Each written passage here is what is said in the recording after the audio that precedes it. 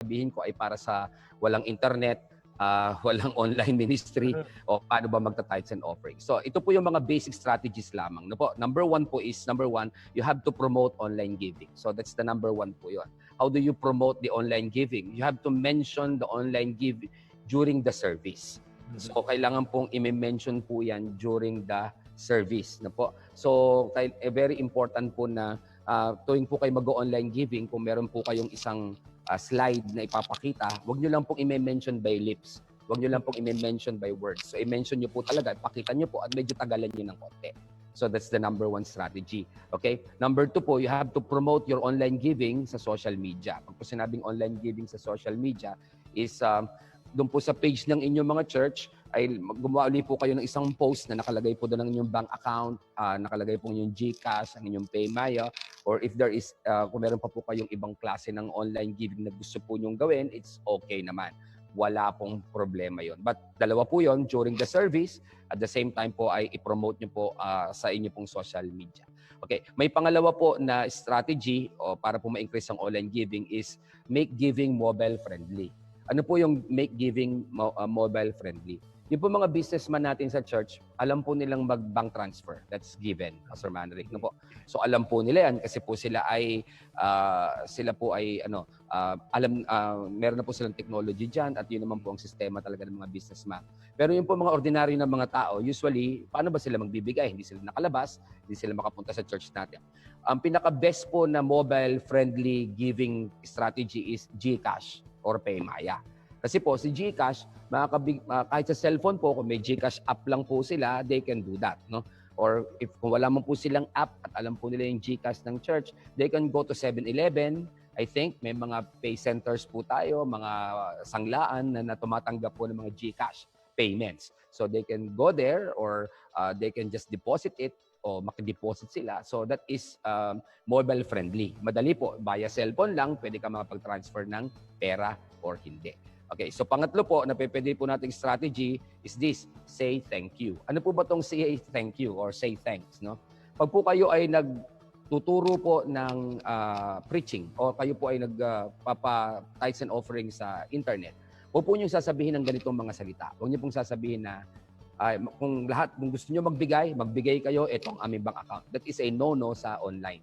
Ang gagawin nyo po ay laging thank you. Ganito po siya. No? Halimbawa po, nandun po kayo sa tapos ng preaching ninyo at gusto niyo pong pumasok dun sa tithes and offering, sabihin niyo po ay ganito, maraming salamat po sa inyo, sa lahat na nagbigay, salamat po sa mga nagbibigay, at maraming salamat po sa lahat na nagta-tithes. Pagpalaing kayo ni Lord. At para po sa mga nais pang maging bahagi ng ministry nito, ipa-flash po namin sa screen ang ating pong bank accounts, GCash, PayMaya, and other bank accounts. So, but always say thank you. So, wag po, kasi po, during the physical gathering natin, Pastor Marek, we always say, magta-tithes na tayo. Pumunta na kayo sa harapan. Mag-tithes na kayo. This time, we are in the virtual po tayo. So, masakit pong pakinggan. Pag po in-encourage natin sila or inutusan natin silang magbigay. So, ang best po nun is to say, thank you for giving. Kahit po hindi pa sila nagbibigay. Kaya po yung hindi nagbibigay, dahil pinasalamatan mo na, kukonsensyahin na rin magbibigay. Okay po yan. So there's another one called Shared Stories, How Donations Are Being Used in the Church. Very important po ito. Napakalaki po nitong advantage that you have to share stories.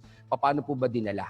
Okay, halimbawa po, sabihin nyo po that tayo po ay tumulong, tayo po ay nagbigay ng relief, at bahagi po ng inyong mga tithes at inyong in-offering or ng inyong po mga pinledges ay ang ating pong church ay nag-mobilize because many people today are now locked down in their homes. So, share stories. And isa pa po na how to strategize online giving is to create targeted community outreach.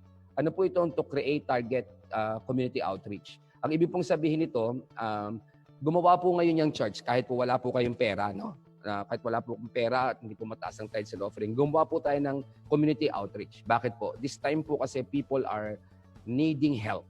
They need help. Okay? Sa sample lang ko po kayo. Okay lang po ba, Pastor Manric? Sample lang ko po. Yes, of course. Yesterday po, pinost po namin ang isa po namin ginawa na community outreach. Ang tawag po ito is the Milk Project.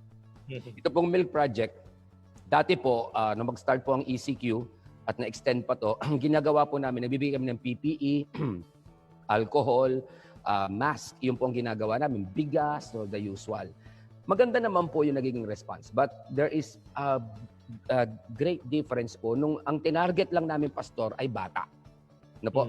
Gatas. No? Gatas ang tinarget namin. So what we did was, yung isa naming pastora, yung katabi ko diyan sa picture, siya po ay nakaisip kasi siya po ay mother na, tumulong po siya on her own capacity sa mga sa mga tawag dito, sa mga nanay, no, na walang panggatas.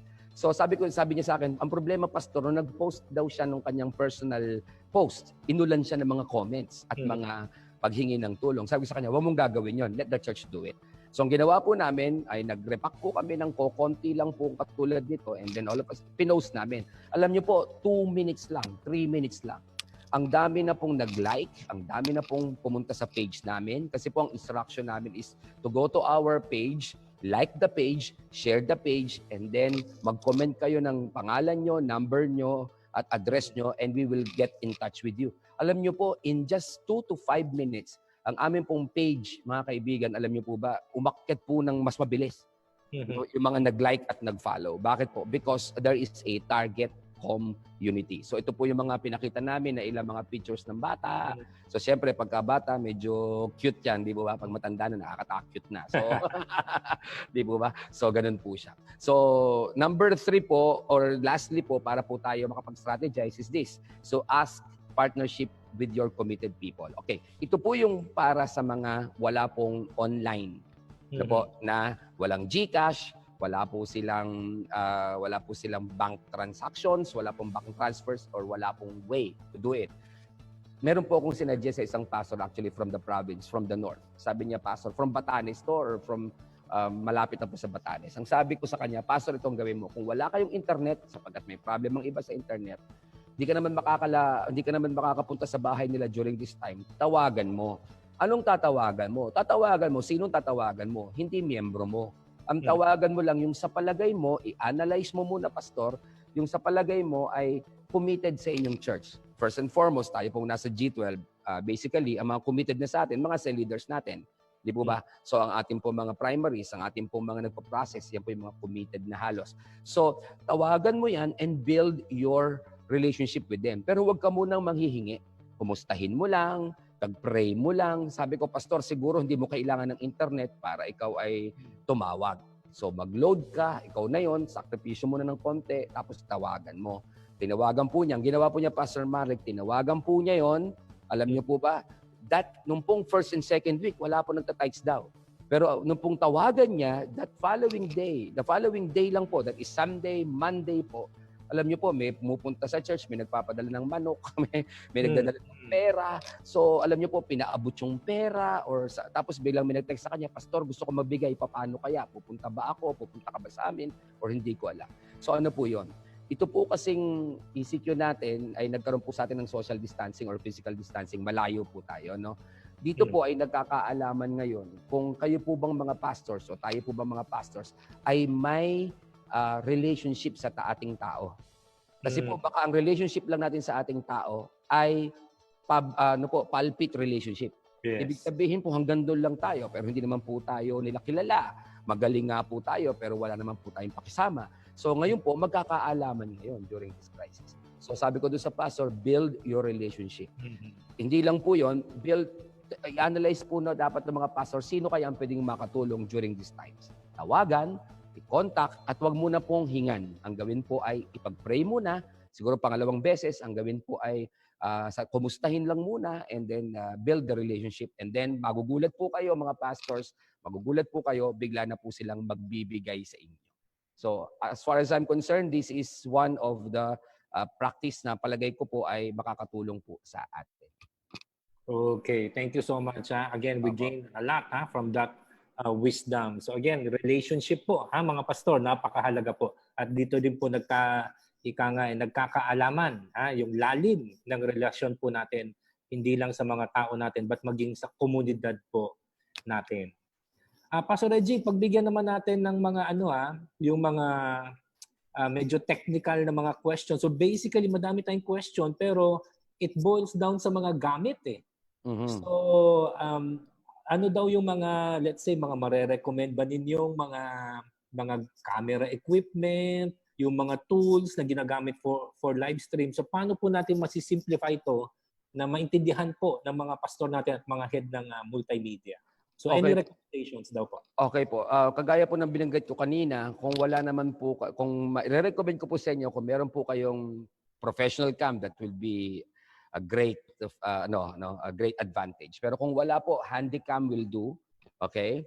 Tapos po, kung wala pa po kayong handycam, cellphone. Pero I would recommend yung matataas po na cellphone. Promote ako ng konti, iPhone is good.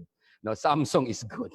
Yung magagandang mga camera, so ilagay po natin siya. So pwede po natin gamitin 'yan. Okay? Tapos po yung ginagamit po natin ngayon na pang-stream pag live ay OBS or Open Broadcaster software. So libre naman po 'yan sa internet. They can download it. Meron naman pong tutorial 'yan sa YouTube, no po. Ngayon, kung gusto niyo po na medyo hirap-hirapan niyo ng konti, yung ginagamit ng Horizon, yung vMix. Yan, medyo magaling-galing po 'yan, ano? So vMix, pwede pong gamitin po 'yan. And then I am suggesting kung hindi po nyo kayang mag-live, kasi po sa live po kasi yung talagang real time na nagla-live, no po. Kasi sa real time po lahat ng mali lalabas po 'yan.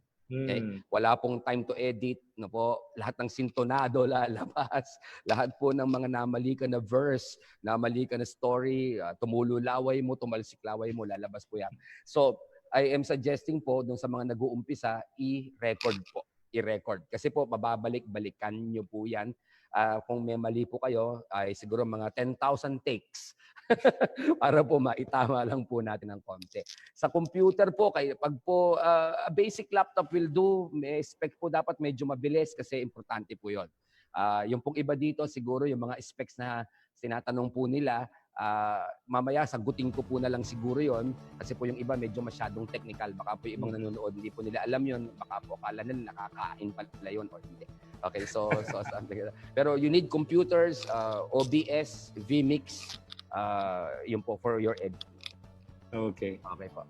Kala ko yung vMix nga po, kala ko BMEG. Di po ba parang palay po yata yun, no? Para pagkain ng ano. Kain yata ng mga manok po yan. Opo.